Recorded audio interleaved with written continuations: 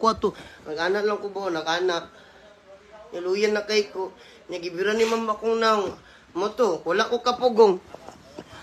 Nahalokan jud. Giyon sa pagalok. Kisi ko pre. Giyon sa pagalok. Kisi ko ba? Gikuan ba yung ano? Maura to akong kwan. Na-rival noon. Viral di ay. Na virals. Na-rival.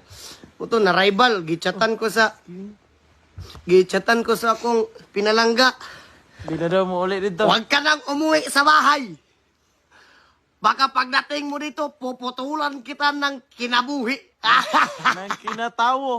Huwag naman ganon. Uhahay pa din eh. Kaya nag-public apology na nga. I'm sorry, darling. Okay. I'm sorry, hindi ko na uusabin. I'm sorry, hindi ko na uusabin. Kasi napagod lang din ako na time na yun. Bata pa ako, ganito nang ginagawa ko.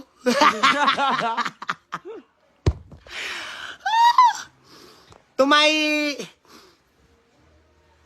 wife. to my dear palangging.